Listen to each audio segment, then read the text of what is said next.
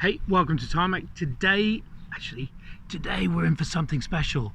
We're getting a sneak preview of the Levante GTS and Trofeo, and it's going to be on the track. It's left-hand drive, it's our first look at it, and I actually can't wait. Come and take a look at this one.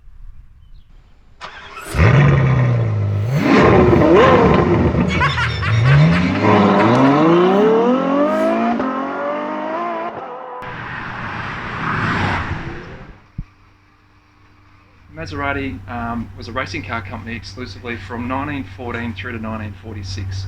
We didn't build our first road car until the A6 1500 way back in 1946, and we released that car, I think it was at Geneva Motor Show, in about 1947. So if I can talk about the philosophy that we put into the A6 1500, our first road car, everything that we did then still stands true in the GTS and Trofeo that you'll drive today. So what are those things? What are the things that make a Maserati a Maserati? It's pretty simple. So back then we only had a racing car, of course, right? So we took our racing car, we went to Pininfarina, and we put a coach over the top that was super luxurious. So if you had a lot of money or you're a wealthy business owner or something back then, you had a choice. You could either go towards a sports car or a luxury car. These are two polar opposite philosophies that are pretty hard to bring together. Of course, you got a racing car, you try and make it luxurious, you've got to put weight in the car, and you're going to detract from the racing ability and the agility of the car. If you go too far in the other direction, you're going to have a heavy car that doesn't perform very well. Maserati have been trying to bring these two philosophies together for the last 70 years. So what does that mean? So we were building cars for gentlemen drivers in our spare time when we weren't racing, and we could see that there was a need for this type of car, and so the Gran Turismo was born, and we were the pioneers in this space. It means that the driver could drive super quick over long distances, an extreme comfort and luxury, but there's room for multiple passengers and their luggage, the ultimate getaway. And that's true for the GTS and the Trofeo that you're driving today, of course. Same thing. Long bonnet, engine sits up behind the front axle for the agility, race car technology, room for multiple people and their luggage, designed to travel at high speed in comfort. So we're not about sprint times, we're not about lap times, we're about being able to drive fast for a long period of time. Does that make sense? Two cars that you're going to drive today. The GTS is a 550 horsepower car. When we set our engineers the task of designing these cars, it's pretty tricky. We said we want supercar performance, we want heaps of luxury, but we also want it in the body of an SUV. It's a pretty tough ask, right? So if I think about the performance aspects of the car, even the GTS at 550 horsepower, 0 to 100 sprint time of 4.2 seconds, top speed of about 297 kilometers an hour, completely unrestricted. The Trofeo, 590 horsepower, sprint time 0 to 100 of about 3.9 seconds, onto a top speed of 304 k an hour, completely unrestricted.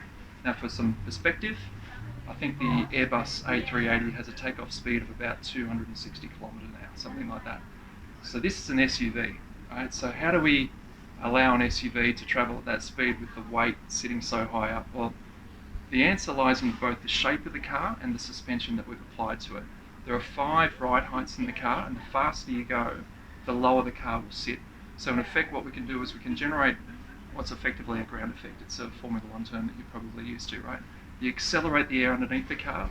Of course, the air going over the body is slower, and it sucks the car to the ground, giving you stability. And you need a whole bunch of engineering and steering, geometry, braking, turning, and a whole bunch of other things. One of the reasons why the car works so well is the engine sits behind the front axle. You can see the long bonnet. This is traditionally something that's designed into all of our road cars. You'll notice that. We can talk a bit about the car when we've got some time together, perhaps out with the vehicles, but notice that. You'll feel that when you're going through the corners today, and you're going to get some high speeds probably just here too. Ren won't like me talking about that because we're all about safety today, but the cars are very capable on a straight line. Then once we get you off the track, we've got a second session, and we're going to try and show you the full breadth of the car's capability by going off-road as well. And well, that'll be a bit of fun for a lot of you. I'm not sure if you've been off-road before, but you're going to see articulation. You'll probably get wheels off the ground. So I want you at the end of the day to sit back and think about what the guys back over in Modena have been able to generate. A car that's capable of such high performance and agility on track, and yet is one of the best performing SUVs off-road, and the breadth of engineering capability delivered in the GTS and Trofeo you're about to experience in both cars today. So I'll just let you do your thing.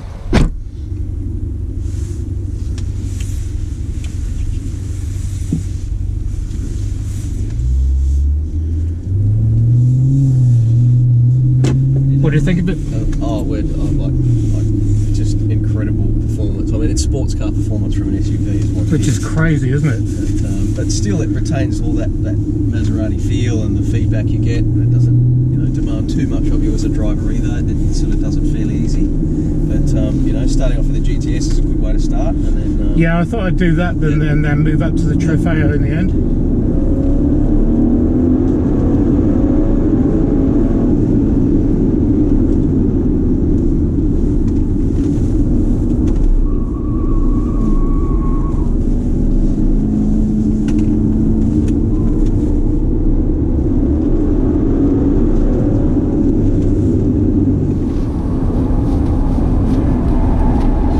Trying to get it whether you double apex this or not. Same. I double apex this one, same sort of line as what you were on there.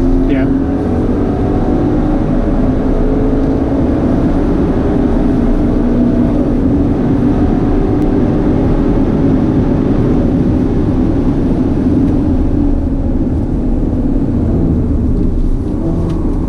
Nicely done through there, well done.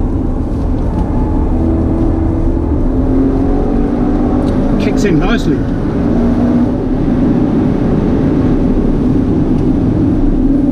I saw 209 there.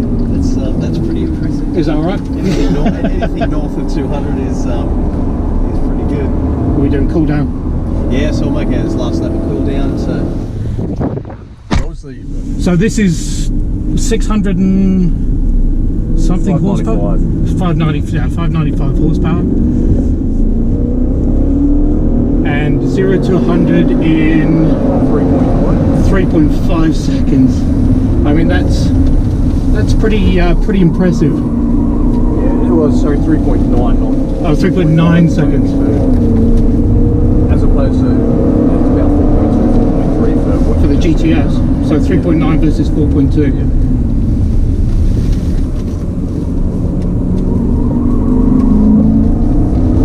And we're on road tyres. Yeah, 100% as the car is delivered. Which is just mental. And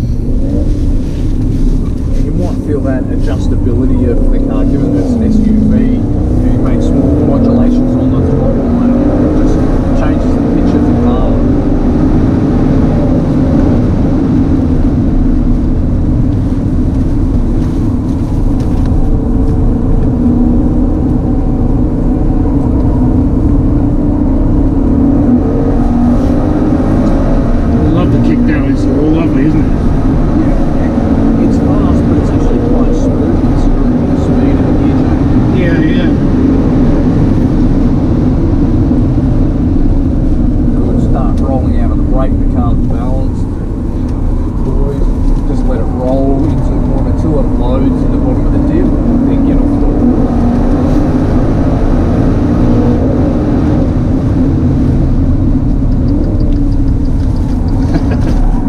Heavy on the brakes, the old it thinks we're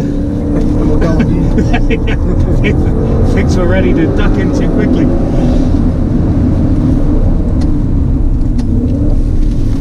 Just trying to get some.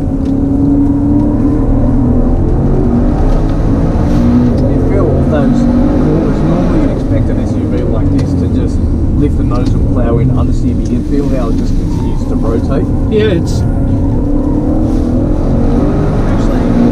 walks the rear around.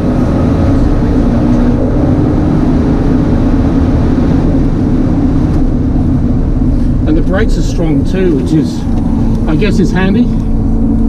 Yeah, I mean, it's a softish feel, but it is a luxury car. Yeah. Ultimately, as long as you push the pressure on the pedal, it absolutely slows down.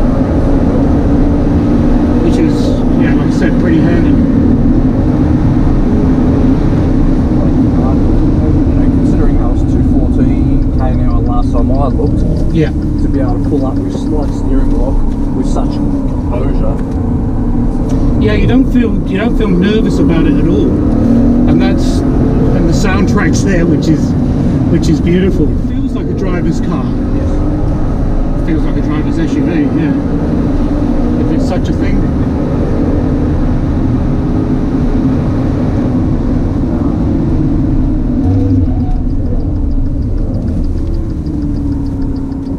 I agree, but it's just so funny that you can go off-road, you know, give it some stuff off-road which, you know, you wouldn't, I mean, it's probably more than it's ever going to usually do, and then just take it on the track. So it's and then throw some, you know, get plenty of room to throw the family in, go away for the weekend. And Yes. the finishing's great, the leather, you know, you can't beat that leather scent. Nice into this. And it's definitely fast. I mean, we did 209 on the in the GTS, 214 or whatever it is on there. This is, And that also, you know, early braking. Yeah, without going crazy on Yeah, braking yeah. to achieve. And I like looking down the nostrils of on the bonnet. It's really good. The vents. Yeah, yeah. It's kind of. It's a hint of what's there. Yeah, exactly. It's very cool. So there you have it, the Maserati Levante. It's good off-road, it's good on-road, and now with the Trofeo and GTS, it's bloody good on the track too. Thanks for watching, see you next time.